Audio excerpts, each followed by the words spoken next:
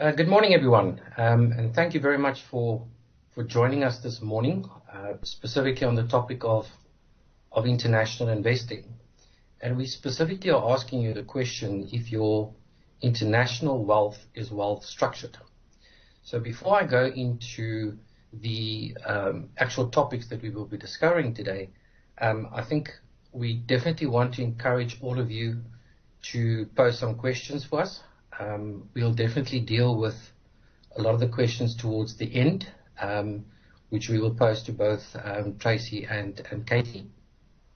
I think it's also quite important just to mention to all of you that a recording of this webinar will be available for everyone to watch after the event. It will actually be posted to all of you via email, and we specifically encourage you then also to review this specifically after today's webinar.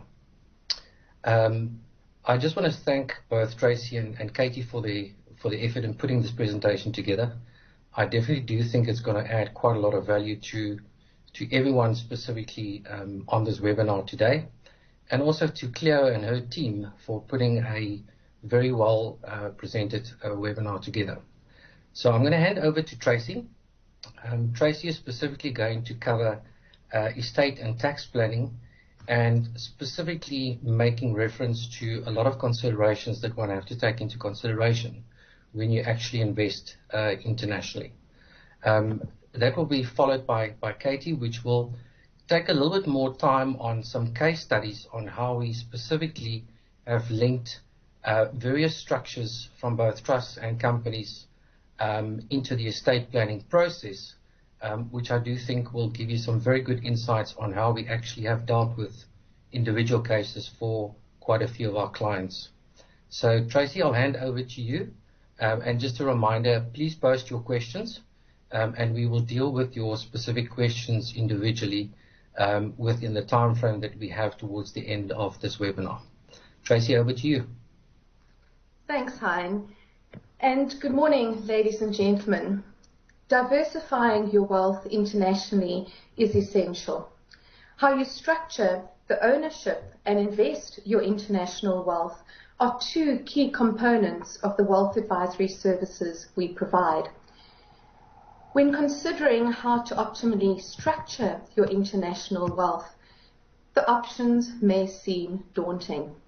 And you may be wondering which option is the right option for you, or in the context of this picture, which one of these doors will lead you to the right option. The reality is, though, is that there is no one size fits all. Each of these doors, or each of these options in terms of the ownership options, will lead to the right solution for particular individuals based on their unique needs and circumstances. The universal key, however, to unlocking each of these doors or understanding the ownership options is understanding the estate and tax planning consequences linked to each of the ownership options. During the course of my presentation, I therefore intend to unpack some of these general estate and tax planning considerations, and in so doing, provide you with that universal key that will enable you to make better financial decisions and avoid financial disasters. So to do so, I'm going to start with touching on some of the basic principles that one needs to bear in mind, especially when one is considering estate and tax planning in the international context. I'm going to take you through those universal keys, the general estate and tax planning considerations that one needs to bear in mind. I'm going to discuss some trends that could affect estate and tax planning. I'm going to then bring it all together. We're going to look at all of the ownership options, and I'm going to compare the different ownership options to those estate and tax planning considerations. And finally, I'm going to leave you with a few parting thoughts, but most importantly, I'm going to leave you with some guidance in terms of the way forward. So jumping straight into it, and what do we mean by an estate? Now, the Oxford English Dictionary defines an estate as all the money and property owned by a particular person, especially at death. But we all know that we actually accumulate assets during our lifetime. We also know that there are other life-changing events other than death. For example, the birth of a child, or a marriage, or a divorce, or immigration. All of these things impact our estates.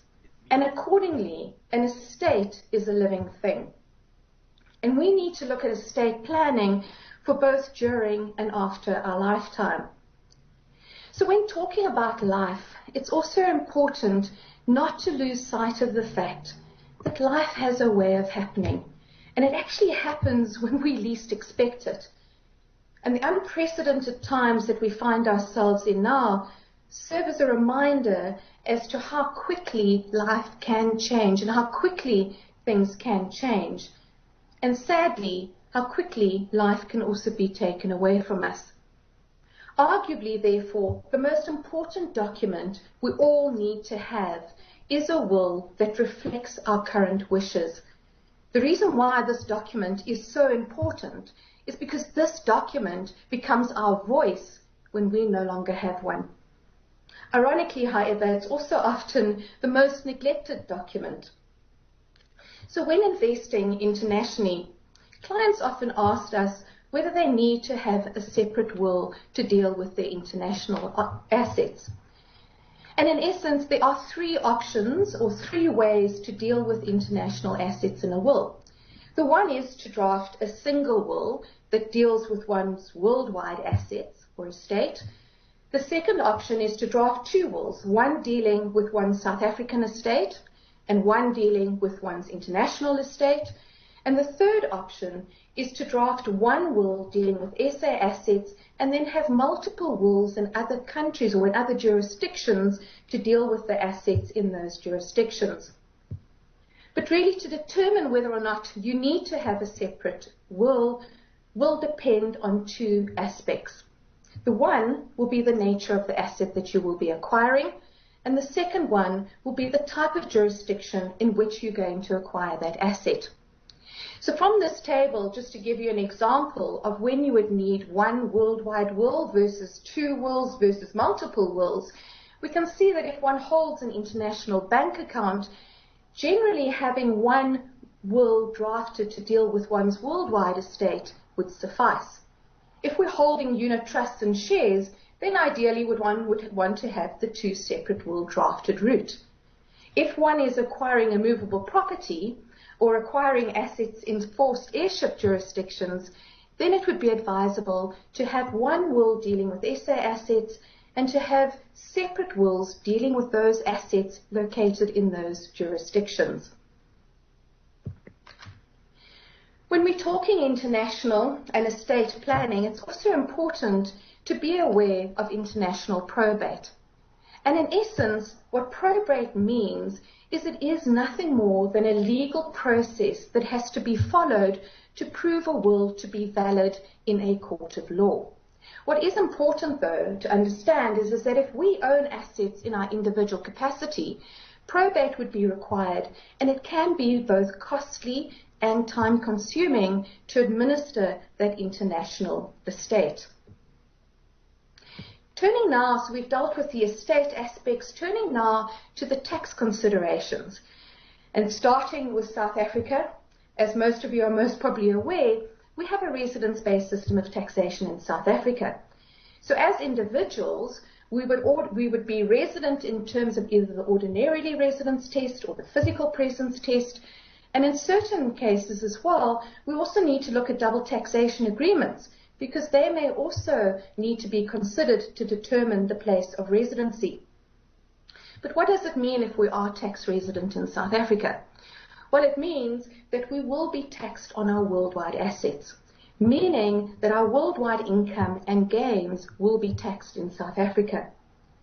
Furthermore, if we are ordinarily resident in South Africa, our estates will be subject to estate duty on a worldwide basis as well. So just looking at the different forms of taxes that we have in South Africa, and this pie chart just shows the revenue collection. But if we look at the different makeup of the different sources of tax, by and large, the greatest contributor is personal income tax, followed by that, company income tax, exercise tax, and this 7% as depicted in this pie. This 7% actually comprises our current wealth taxes, and I'll be touching on that in a bit more detail.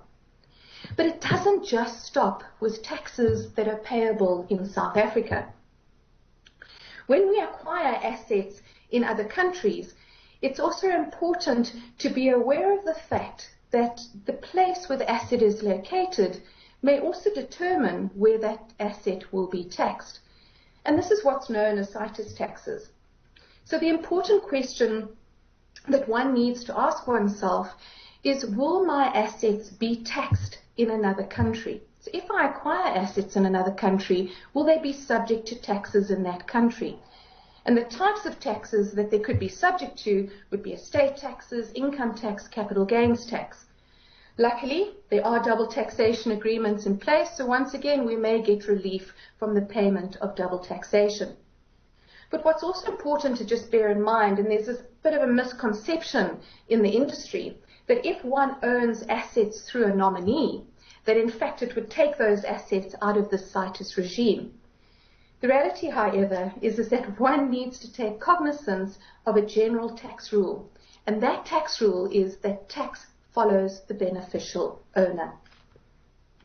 So lastly, under this principles section that we need to consider is exchange controls, and what are the different ways that we can currently obtain international investment exposure. And I like to refer to these two as either going the direct international route or the indirect international route. So what does it mean for you? So if you acquire assets internationally through the direct route, simply put, you would be able to liquidate those assets and spend the proceeds abroad. Going the indirect route, however, if you were to liquidate those assets, the proceeds would have to be repatriated and you would only be able to spend them here in South Africa. So looking at the current exchange control limits, the direct route would be utilizing your permissible foreign investment allowance, which is currently 10 million, or the single discretionary allowance of $1 million per annum. And the indirect route would be going and investing in, say, local collective investment schemes that are registered in South Africa, where they invest in foreign fund managers. Another option under the indirect route would be the commonly referred to asset swap investment. So really that just concludes looking at the basic principles that we need to be aware of when we are investing internationally, specifically from an estate and tax planning perspective. So really trying to unpack now, what are the general estate and tax planning considerations? And these are those universal keys that I mentioned in the beginning, that it is important to understand what the estate and tax planning considerations are when choosing the different ownership options.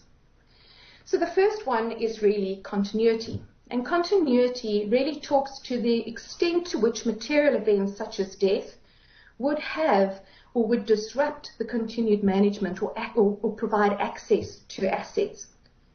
Orderly distribution after death, and how easily will those assets transfer to the intended beneficiaries. And that we touched on earlier. We spoke about probate and the fact that probate can cause timely delays, and it can also result in assets having to be frozen until they're dealt with. Protection for beneficiaries, which really talks around the financial protection for minors. This also really talks around intergenerational wealth transfer and how easily will that be achieved. Protecting assets from seizure is also a consideration. And when we're talking seizure, we're talking potential creditor risk, we're talking from a potential sovereign risk perspective. But very importantly, one of the considerations is to understand what the tax and administration implications will be relevant to the ownership option you select. And lastly, at the outset of choosing an ownership option, it is important that your assets are owned in a way that allows for changes in circumstances, for changes in regulation, and changes in best practice over time. So really bringing it all together now, And what does this mean, and what does estate and tax planning involve? So really, if one has a proper estate plan conducted for oneself, it would include structuring your wealth optimally for both during and after your lifetime. It would be planning for as many of those life events as one can.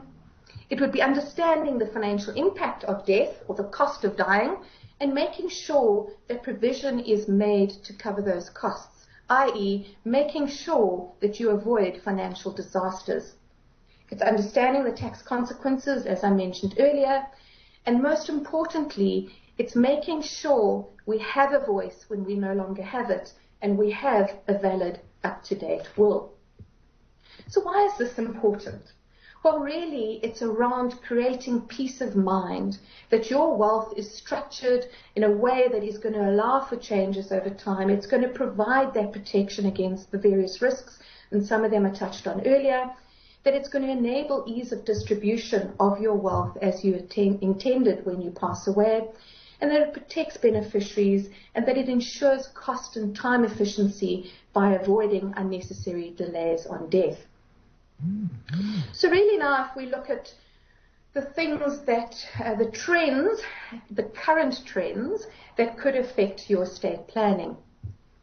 And the first one is the exchange control reforms. Now, the exchange control reforms were really announced by the Minister of Finance in the budget, in the medium-term budget last year, where he announced that in order to promote investment and reduce unnecessary burdensome approvals, by budget date this year, i.e. the 26th of February, the South African Reserve Bank would be proposing a more modern, transparent and risk-based approvals framework for cross-border flows.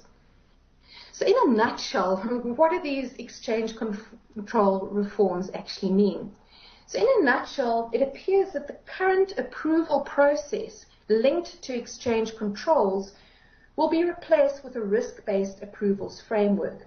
So in essence, what's going to be happening is there's going to be a tighter regulation around ensuring that assets comply from a verification perspective, and there will also be a strengthening of the tax treatment.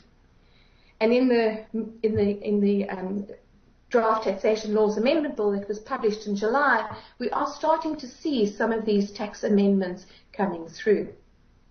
So what does this mean for you, though, as an individual? So as an individual, it means that capital will no longer be tied up. And you should be able to move money when conditions are more favorable. At the moment, we've all got to try and make sure that we utilize the allowances that are available per calendar year within that given calendar year. But going forward, that capital, one would be able to move at a more favorable time. It also appears that the distinction between an immigrant and a resident will be falling away. So one can really deduce from that it appears that one will no longer have to follow a formal immigration process. The important thing to mention is that in the budget in February, they did announce that these measures would be introduced over a 12-month period. That may be delayed and may take slightly longer as a result of the unprecedented times we find ourselves in now. But in the interim, the current exchange control regulations and limits remain in force, but we will be watching these developments very closely to see how they will potentially impact estate planning. Turning now, to the renewed focus on the wealthy. And there has definitely been this renewed focus, with one commentator even suggesting that in fact it's time to disrupt intergenerational transfer of wealth.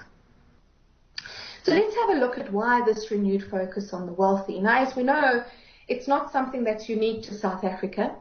This renewed focus on the wealthy is a global phenomenon. But let's just try and focus in and have a look at why this focus on the wealthy in South Africa, which really fundamentally can be put down to two phenomena. Firstly, there is a need for additional tax revenue to fund an ongoing and growing budget deficit. And this has really been exacerbated by prolonged periods of low economic growth.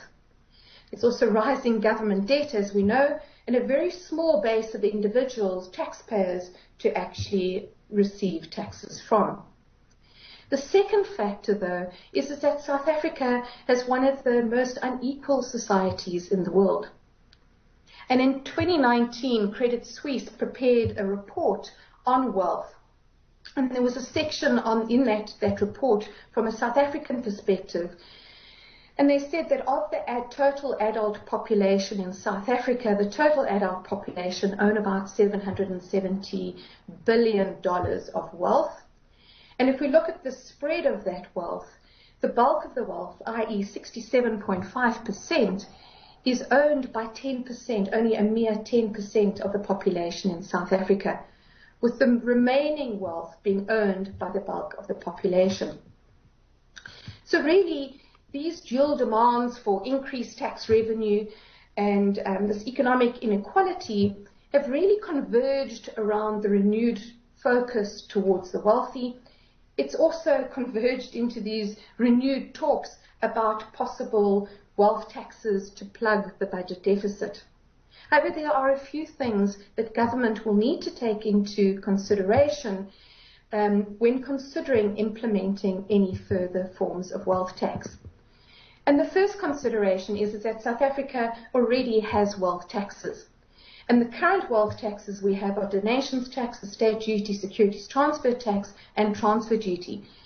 And in the 2018-2019 tax year, this amounted to some 15 billion rand. So introducing any further wealth taxes could lead to double taxation. The next consideration is that the Davis Tax Committee were tasked with investigating the feasibility of a wealth tax. And they issued their final wealth tax report in March 2018, and some of their key findings were that the wealthy already contribute significantly to the economy. One of the other things that they also highlighted was that they had made various proposals in terms of the estate duty reports that they had prepared, and of the recommendations in those estate duty reports, very few recommendations were actually implemented. We did see one in 2018, and that was the increase in estate duty rates. So what can we learn from Europe in terms of the wealth taxes that they had actually introduced? And in 1990, there was something like 12 European countries that had wealth taxes. Today, there are only 3. The Organization of Economic Cooperation and Development prepared a report in terms of wealth taxes and whether or not they were feasible. And some of the clear themes that started emerging in this report that they prepared was, number one, that wealth taxes are very expensive to administer. It's also hard on people that have assets but very little cash. It started distorting the investment and saving decisions. And as can be seen from this pie chart, it actually didn't raise very much revenue. But one of the key things that they highlighted in the theme that came out is that generally the tax pools in countries to which these wealth taxes can be applied are very, very small. And if we look at the number of individual taxpayers in South Africa who actually submitted tax returns in 2018, there were 4.7 million individuals that submitted tax returns. What is interesting to note, however, if you look at it from an income group perspective, there was only just over 1 million taxpayers that were earning more than 500,000 rand. So what this does show us is indeed that those tax pools are very small, but what this also shows us is that wealth is mobile. And the reality is that if taxes become too onerous, we could see a flight of wealthy as we have seen in the past, and we could continue to see that going forward. So there is a famous quote by a French economist, and I think he kind of sums it up when he says that the art of taxation consists in so plucking the goose as to obtain the largest possible amount of feathers with the smallest amount of hissing. And it is indeed a balancing act that government will have to get right, trying to protect and keep the wealthy in South Africa on the one hand, and the other trying to extract as many of the taxes as they possibly can. Turning now to another trend, and that's immigration, and this does appear to have peaks and troughs from time to time.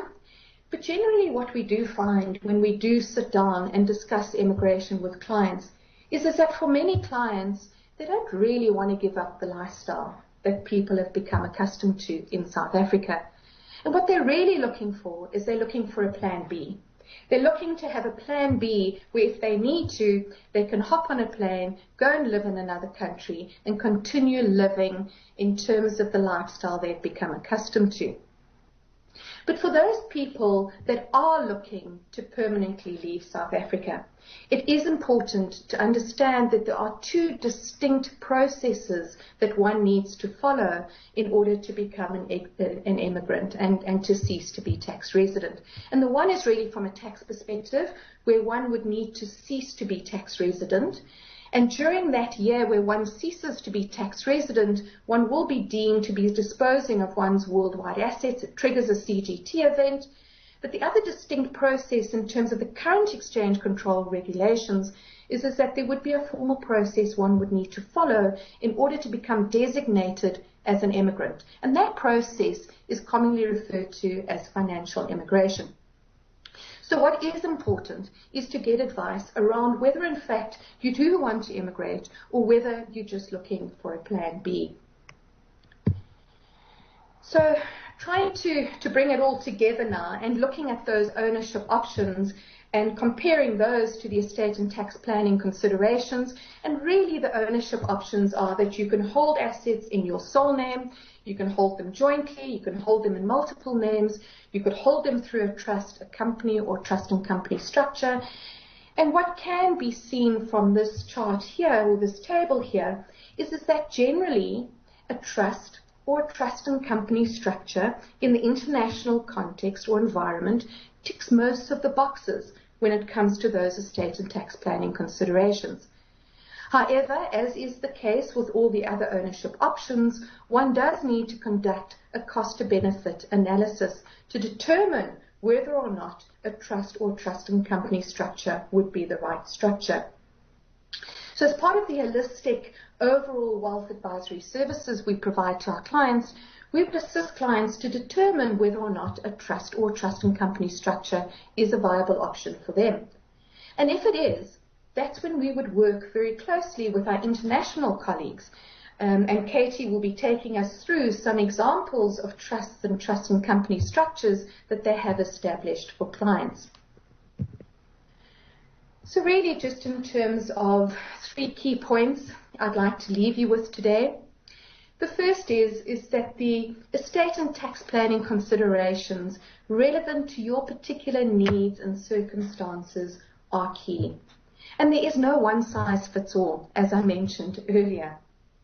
The heart of our wealth advisory services is to ensure that our clients have appropriate legal structures or ownership options and that they have an investment plan. And those two go hand in hand.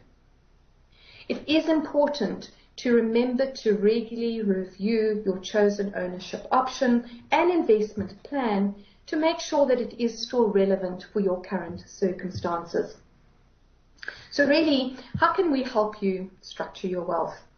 Well, we have a team of fiduciary specialists who work closely with your wealth manager, and together they can prepare an estate plan for you, and they can assist you to find the right structure and investment solution to meet your particular needs and circumstances. So in conclusion, ladies and gentlemen, yes, it is complex. However, we are here to help you. So thank you for your time. That concludes my presentation, and I'm now going to hand over to Katie, who's going to take us through some practical examples of international structures that they have set up and continue to manage on behalf of our clients.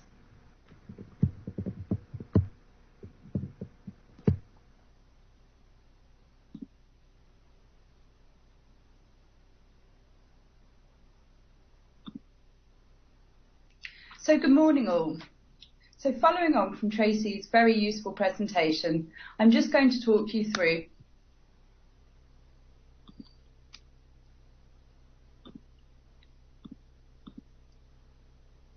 some of the structures we're establishing for our South African clients in the Channel Islands. As Tracy has mentioned during her presentation, we work very closely with the Fiduciary specialist team and the wealth managers to ensure a seamless service for clients. Outside of the COVID era, we do spend a lot of time in South Africa, usually have members of our team down monthly to ensure that relationships can be built with clients on a face-to-face basis, to enable the relationship with the trustees to grow and the trust to build, which is key, given you're entrusting your hard-earned wealth to them to manage in the long term on your behalf.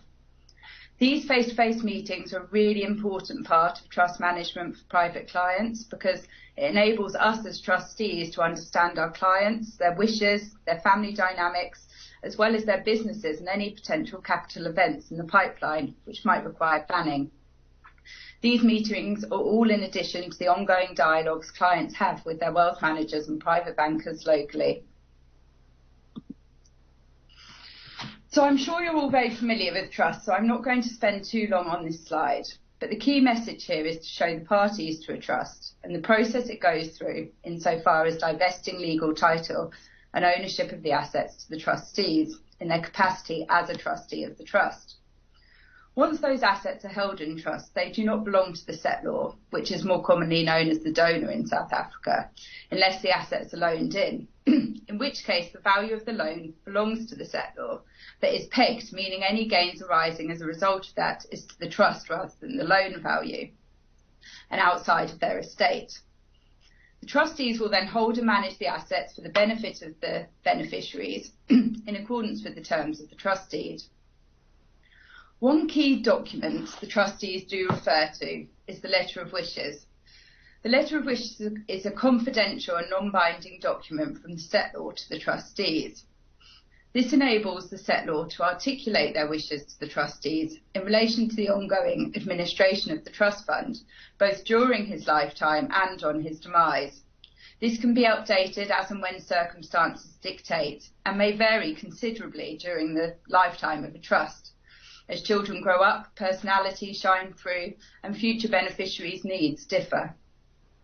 It may be that one of the beneficiaries has special needs, which changes the settlor's stance on the trust fund being equally distributed, making allowances for the additional requirements of the said beneficiary, as an example.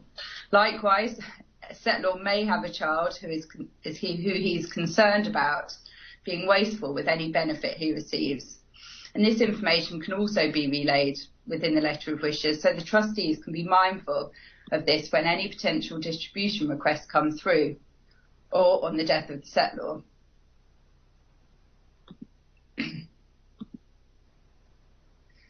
So there are many reasons why clients establish structures, and each and every case is really different. It's really very much down to personal preferences and how you wish your wealth to be managed in both the short term and the longer term. With the ever-increasing regulatory burden and the implementation of all the new worldwide tax transparency initiatives, the days of creating a trust just to mitigate taxes are gone, really. Over the past 5 years, we've really seen a shift from the creation of structures for tax planning to the creation of structures as part of a holistic wealth planning exercise.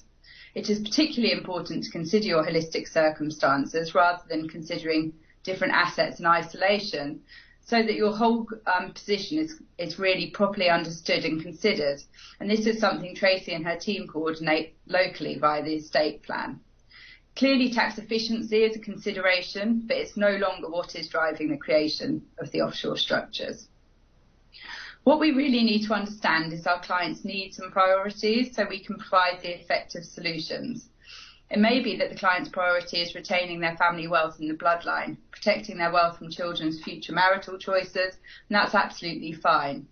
It's not that tax isn't taken into consideration, it is, and the potential tax consequences are considered as part of the estate plan. We then coordinate as efficiently as possible from a tax point of view. Like when adopting an investment strategy, you complete an investment questionnaire to determine your requirements and your risk appetite. We ask our clients to prioritise the importance of achieving the various different objectives and benefits of having a trust, specific to their own circumstances and personal drivers. Some clients prefer to limit costs of structuring during their lifetime and don't care about the estate duties, as they will not be around when it's paid, whereas others much prefer to have the peace of mind that their affairs are in order, their succession planning objectives have been met, and they and the next generation can build a good trusting relationship with the trustees, making the expense of such structures worth their while. Again, it really is a personal choice.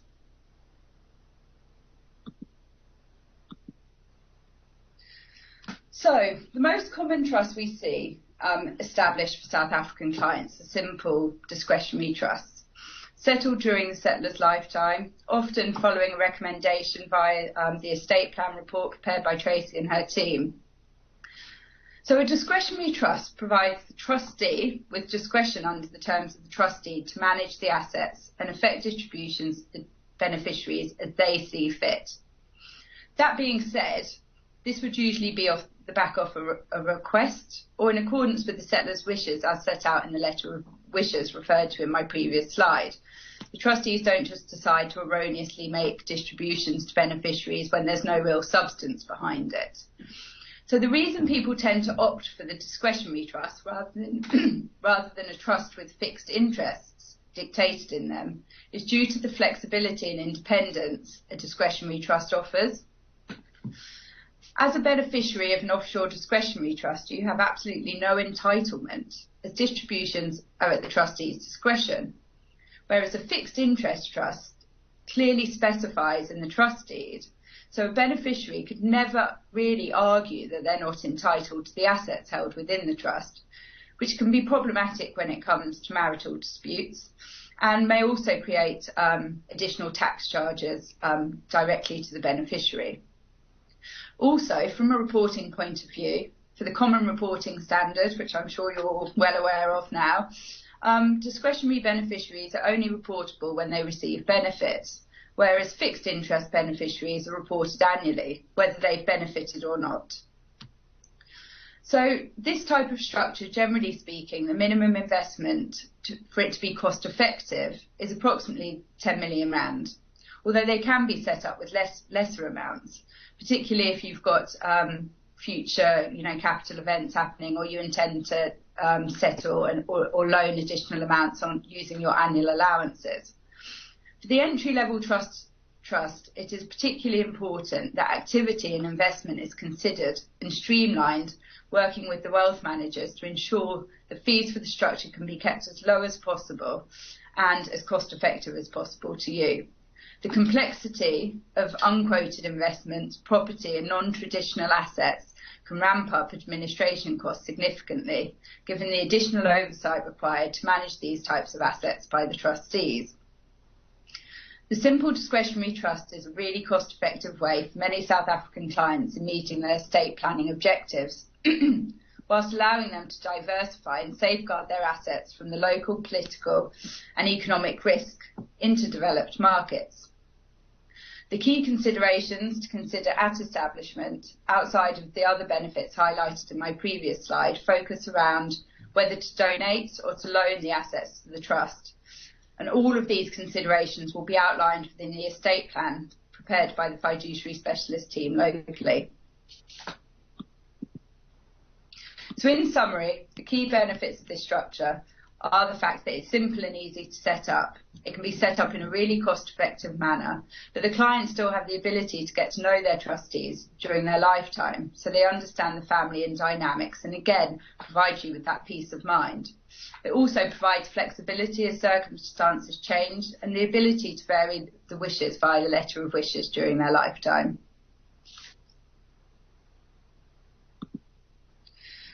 So the next case study we're going to look at is looking at an international holding structure. So unlike a traditional trust structure, an international holding structure is business focused. We often see these established by clients looking to internationalise their existing business affairs, segregating the South African operation from their international operation and ring-fencing their international profits so they remain offshore. International holding structures require careful planning, so we work in conjunction with South African tax and legal advisors to ensure robust and compliant implementation. This is particularly important given the strict rules around intellectual property and controlled foreign companies. And we've supported our clients in achieving these structures by creating their offshore operation with offshore trust structures at the top, holding the shares and receiving the revenue flows from the offshore business. Unlike a traditional trust, these types of trusts are only settled with a nominal sum. And the underlying company then incorporated, so they have no IP and they're nil value. Business operations begin thereafter. It's only once the business has commenced and the dividends start flowing that the wealth starts to generate into the overlying trusts or companies, and the wealth can then accumulate on offshore. So in these instances, unlike what I said in the previous slide, the trusts are established way below the minimum investment amount. On the proviso, the value will build up considerably over time by the value of the underlying operating company increasing as the business grows, as well as the dividend flows into the trust. This type of structure retains assets outside of the estate for South African clients, as the loan account used to settle the initial fees of the trust will often be repaid with the first dividend flows. Thereafter, there's no attribution. The structure provides asset protection insofar as the assets are ring-fenced, as well as providing a flexible succession planning solution for the benefit of the named beneficiaries.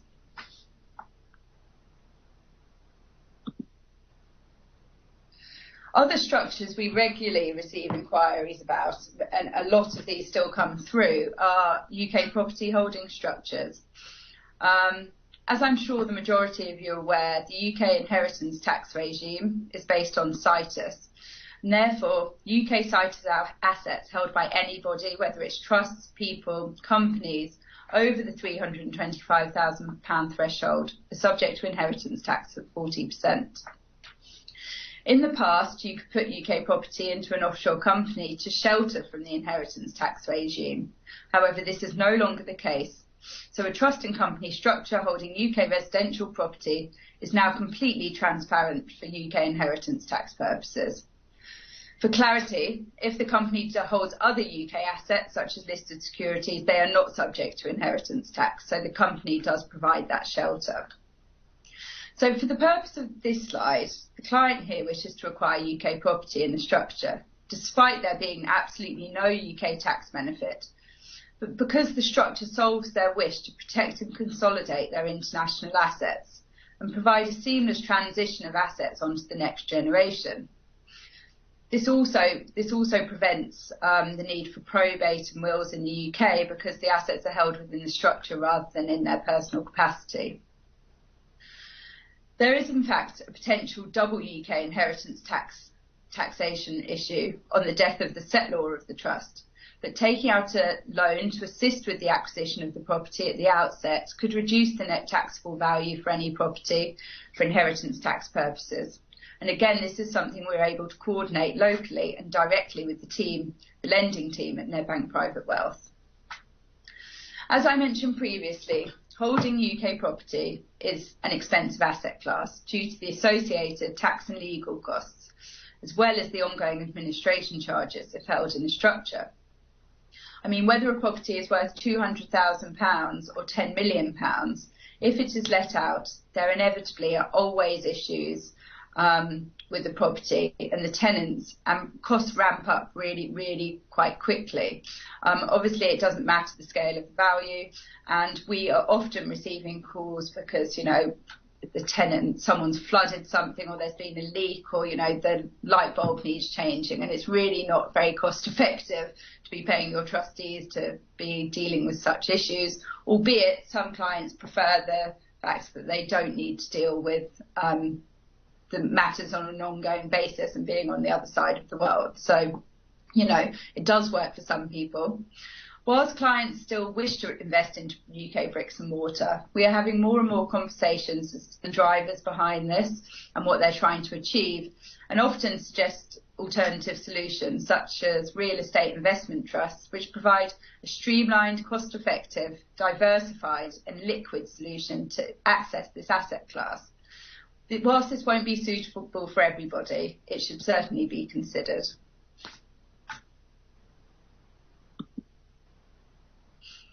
So our last case study just talks to UK immigration planning, and I know Tracy's covered off immigration in her presentation too.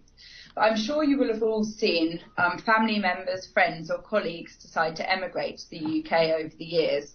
We have seen many. Often what happens is, in a meeting, it's mentioned in conversation, and it's sadly after the event and it's too late to plan efficiently. When meeting with clients, we're always speaking about plans and future intentions to ensure we identify any potential moves before they happen, enabling us and the team locally to support the individual clients or families in seeking advice locally and in the UK, and thereafter implementing all the necessary steps. As an example, if a move to the UK is completed with absolutely no intention to remain there for the rest of your life, there are significant benefits for wealthy South Africans to take advantage of by segregating their assets and monies in advance of arriving, so they've got a pool of non-tax clean capital in the UK for expenditure, as well as having the ability to claim as a non-domiciled individual under the remittance basis of taxation. The remittance basis of taxation allows non-domiciled individuals to elect a claim under this regime, meaning they'll only be taxed on income and gains occurring in the UK, on remittances brought into the UK, which is clearly really advantageous. The key message really in this slide is about planning. It's too late to arrive in the UK and then consider what needs to be done. Get a plan in place in advance and you'll ensure you're in for a nice tax-efficient position. Knowledge is power, so you really should know what the tax consequences are of the move from both a South African and a UK point of view to enable you to make informed decisions in any case. So finally, I'm just going to briefly touch on the Channel Islands. So as you know, Nedbank Private Wealth's trust business operates out of the Channel Islands with offices in both Jersey and Guernsey, and I live in Jersey myself. So whilst this is on the other side of the globe and a 12-hour flight away via London, these are leading international finance centres which pride themselves on being at the forefront of industry developments, consistently looking to the future with forward-thinking, well-regulated approach. The islands are highly respected with well-regulated business infrastructure and stable political environments and economies. The islands are world-renowned and are clearly distinguished as international centres of excellence, attracting globally recognised accountants, bankers, lawyers and venture capitalists. Not only this, the Channel Islands have forward-thinking regulations which have been acknowledged by a number of independent assessments, including from some of the world's leading bodies, including the OECD and the IMF. This places them in the top tier of jurisdictions that were assessed under the same criteria for the prevention and detection of anti-money laundering and terrorist financing. In this day and age, jurisdictional choice is really very important, as countries are becoming categorised and blacklisted for non-compliance with worldwide regulations and tax transparency initiatives.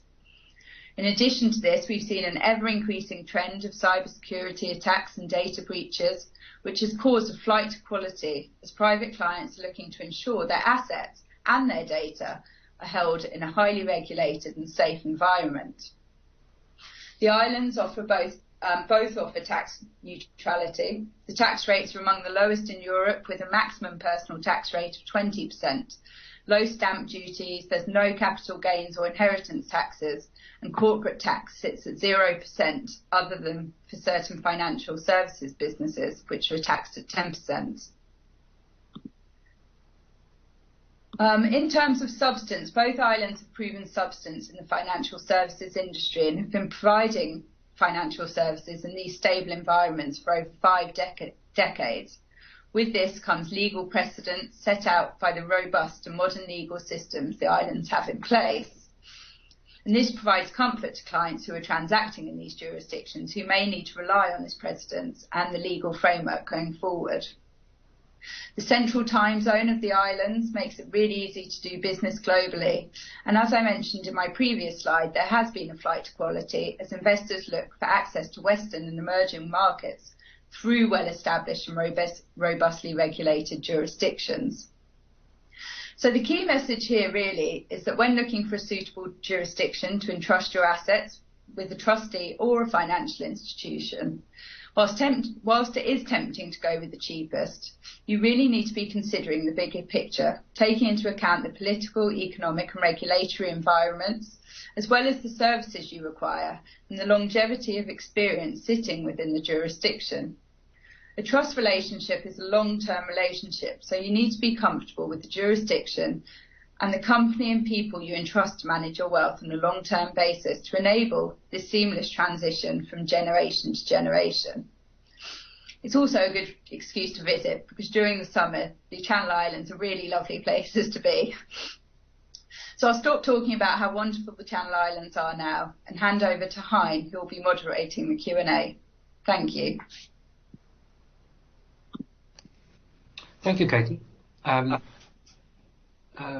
there's some very, very good questions that come through on the message system. But I think before I do, I just want to remind everyone that a recording of this webinar will be available afterwards. We will send a link to everyone via email. But I think also please follow us on Nedbank Private Wealth's website. If you specifically go to events, you'll also find more upcoming events specifically that we have for our clients going forward. I maybe want to just direct a question to both of you before I actually go to some very, very good questions that we've got from the audience. And maybe this one is for you, Trace. Sometimes what we find is when we have a consultation with a client, the cost of changing, for example, from an individual name to a trust, sometimes put a lot of clients off for making that choice because there are various costs and tax consequences and all of those kind of things into consideration. How does one actually deal with that when one actually has that discussion with the client on an individual basis? Okay. So Hein, the reality is that yes, I mean, as you've highlighted, if you are going to switch from one current ownership structure to another, there will be associated costs, and most notably, there would be the capital gains tax would be payable. So I think there's a couple of things. I think the first thing is one has to really do a cost-to-benefit analysis. One has to understand why is it that one's switching from one particular ownership structure to another. And yes, there are costs, but the important thing is that are those benefits, the reason why you're doing it, going to outweigh that cost? And I think that should be the determining factor in terms of whether or not one should switch. Just another thing, I mean, just in terms of capital gains tax, I think a further consideration on that would be, the fact that if you are going to switch from one structure to another, you are potentially going to trigger or create a new base cost for those assets going forward as well. So it just means going forward, when you do dispose of assets, potentially there will be a lesser CGT impact. Thank you. Katie, in many cases, a lot of people think once I've set up the trust, it's done and dusted. I never need to review. I never need to speak to an advisor or any of the trustees or any trust experts on it. What would typically be the kind of triggers that one need to look at from a financial planning perspective on when do we engage with clients that hold trust? Is it an annual event? Is it almost reactive in the sense of a change to legislation? What would you say is a practical guide to clients to say, this is the kind of frequency that I need to look at, and what are the kind of events that one needs to consider that can actually have an impact on how you hold a specific trust, even down to beneficiary level? Well, I think it really, to be honest, it really varies depending on the rationale for setting up the trust for one and the intentions for when the trust, so when the settlor, say, is no longer around. We have got a number of trusts which hold OMI policies as an example. They're managed by their advisor, all internally, and there's probably much less communication. And actually for some clients, if it is their trusts are established just to ring fence those assets and, you know, keep them wrapped up offshore and safeguarded for an asset protection point of view, those clients probably don't want communications with the trustees on a quarterly basis, because they don't want to have to pay for it, for one, because obviously it racks up costs, and they don't see the benefit of doing so, because it is there to provide that kind of, you know, geographical diversification, rather than being, you know, a family office type structure. But further down the line, they're very different types of structures. But on the flip side of that, if we've got clients where we are there and the trusts are there to provide for the beneficiaries in the future, and not just to safeguard the assets from a geographical point of view, then actually the ongoing discussion is particularly important, because we need to be able to understand how families operate, family dynamics, how the families think and how the different beneficiaries think, and actually the real intentions of the settlor, because it's easy to set something up and say, okay, well, today this is what I think, and I want my son to do this and my other children to do this. But actually, anything can happen in a short period of time which completely changes your stance. And that was my point in my slides with regard to, you know, understanding families. It's particularly as children grow up, their personalities do differ. And in many cases, there may be a rogue child or something where you don't want them to not benefit, but actually you may decide that they're not going to receive a third of the trust fund on the death of the settlor. They want the trustees to retain it, and actually if that child has needs as an adult, they come to the trustees and provide the information, rather than the trustees just paying them out thousands of pounds every month, which could go and get spent, you know, in the pub or something. So it is very much on a case-by-case basis. It's important for us to understand what the needs are and the rationale and the requirements of the settlor when they're establishing it. And we then make a call on that basis. And obviously we're in regular dialogue anyway with the wealth managers and the fiduciary specialist team. So they can also make a call as to whether they feel it's necessary that we step in, or whether they feel a meeting is necessary. But like I said, we're in South Africa. Well, we were in South Africa regularly, and hopefully we will be again soon. So we're always there to meet. You know, at the end of the day, a quick coffee or a chat is always helpful, and it's always good to put a face to a name and to catch up, even if it's just on industry updates and legislative changes. Thank you. We've got about 3 minutes left, so there's quite a few questions that came through. So it's impossible for me to try and deal with all of them, but I do want to assure you we've got your details. We can actually make contact with you after this webinar. There was a specific question around which came from on the question of wills. Does my Nedbank Focus account in the Isle of Man that owns US listed shares constitute as an account, or am I deemed to own the shares directly, in which case I need 2 wills? Maybe Tracy? Sure. Thanks, Hein. So I think there's actually 2 questions in that question, because the one is around holding US Citus assets and holding those through the Focus account. And as I mentioned in my presentation, the key thing is that the tax rule is that taxes follow beneficial owner. So although you're holding the assets in a Focus account, from a tax perspective, the taxes will flow through to you. So yes, you are deemed to be holding those assets for tax purposes.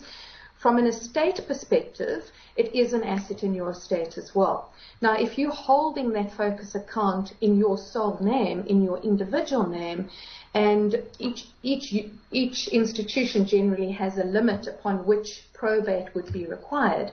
But if the value of that account exceeds £10,000, then in that case probate would be required, and that's just the limit that's set by Nedbank Private Wealth International, and accordingly you would need to have a will to deal with that asset. So there are 2 separate things there. The one is around ownership for tax purposes in terms of Citus taxes, and the other one then is, do I need a will effectively to deal with that asset?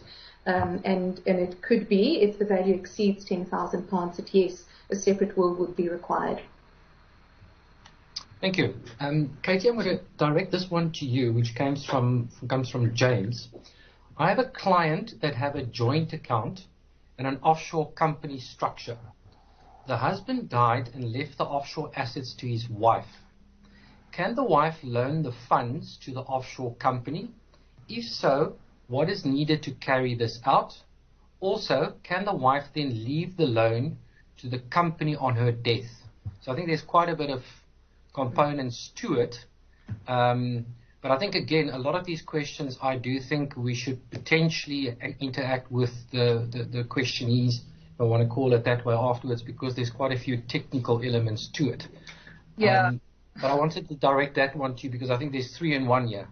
Well, yeah, and I think I would need to ask more questions to actually give the right answer, because I'm not sure I actually understand how there's a joint account in the company or who the directors of the company are, because I think that would be I think that would be a distinguishing feature, because if the offshore company is managed and controlled offshore by offshore directors, it's very different to the offshore company being managed and controlled by the clients themselves.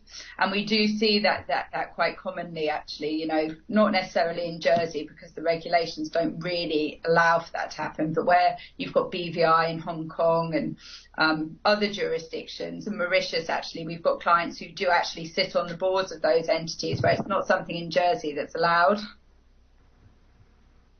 So I'm happy to go back directly on that question. I think it would need more. I think I would need to actually have a conversation with the person in question. I agree with you. So I think I'm going to end it there. I think we come to the end of the allocated time. We will definitely ensure that we get back to people that actually sent us questions. Again, just a reminder that this video will be made available later on for viewing. Also on our website and on social media. I just want to again thank Katie, Tracy. I think you both did an excellent job. I think it was very, very informative. Here to you and your team, thank you very, very much. And to all of you that actually attended today, we really appreciate your time. We really do hope it's actually offered you with some value. Hopefully also quite a few questions that you actually come back to us as the experts to seek some advice on. So let's hope we can actually engage with you guys going forward. And thank you very much again for your time. We really appreciate it. Thank you very much. Thank you. Thank you. Thanks.